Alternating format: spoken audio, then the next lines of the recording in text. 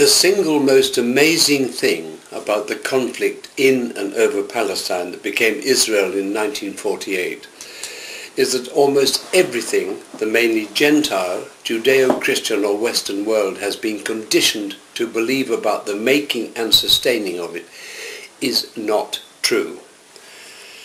As told by the mainstream media, it is in fact a package of propaganda lies, Zionist propaganda lies. It was the discovery of this truth, actually quite late in my own life, that caused me to devote more than 5 years of my life to researching and writing an epic book. It's published in America now in 3 volumes, and its title is Zionism, the Real Enemy of the Jews. It's a journey through the lies and truth of the conflict from its very beginning right up until almost the present moment.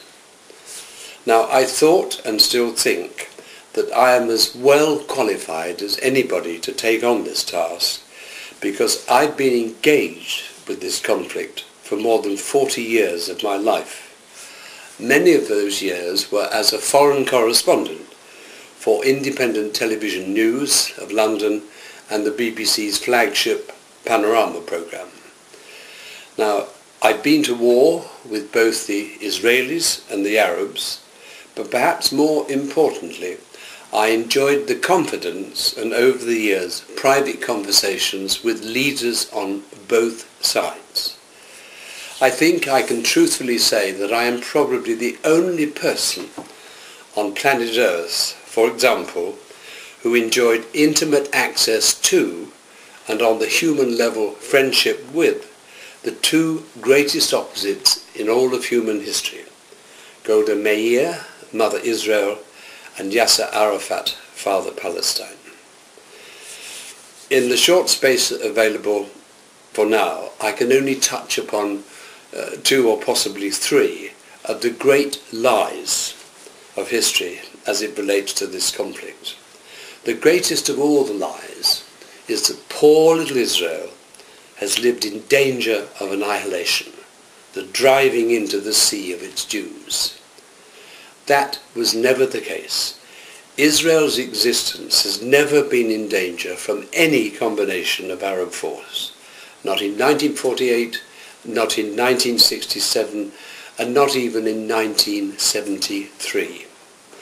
Now, that's an assertion by me now, but the whole detailed evidence that supports that assertion runs through the entire 3 volumes of my book. And I'll tell you this much for now. In 1980, I had a private conversation with one of the Israelis I most admire. His name is Major General Shlomo Gazit, now retired.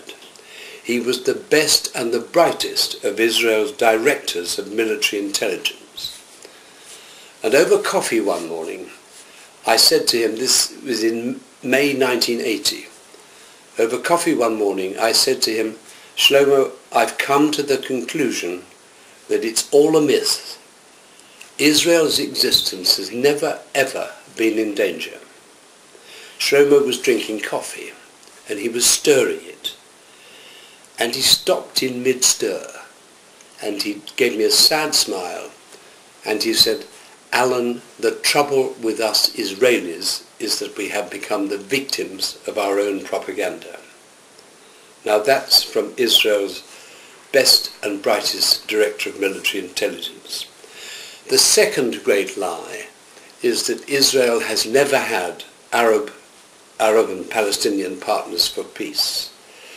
Now, it is a fact that by the end of 1979, Yasser Arafat, the chairman of the PLO, after a huge battle on his own side, had prepared the ground for his people to be ready to accept a genuine 2-state solution with Israel. That was Israel withdrawn to its 67 borders, with Jerusalem preferably as an open city and the capital of 2 states.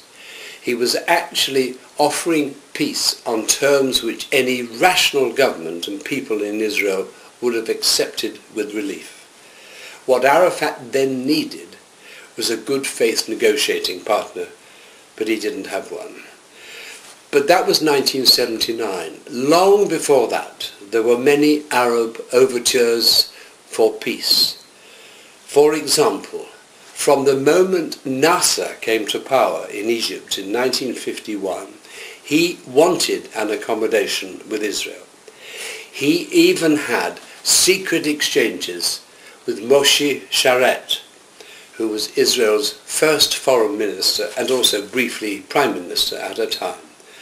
Sharet wanted Israel to be a normal nation and to live by the law, international law, and he wanted peace with the Arabs. And it was because he wanted peace with the Arabs that Ben-Gurion, Israel's founding father and first prime minister, destroyed him. That's just one example. But if you read my book, you'll see that there were many, many Arab overtures for peace. And the truth is, it was Israel, not the Arabs, that spurned opportunity after opportunity to be serious about peace. And there is a third truth, and it relates to Israel's legitimacy or not. The Western world has been conditioned to believe that Israel was granted its birth certificate and its legitimacy by the United Nations Partition Plan Resolution of 1947. Yes, the General Assembly did vote to partition Palestine into two states, one for the Arabs, one for the Jews, with Jerusalem excluded. But that was passed in the General Assembly.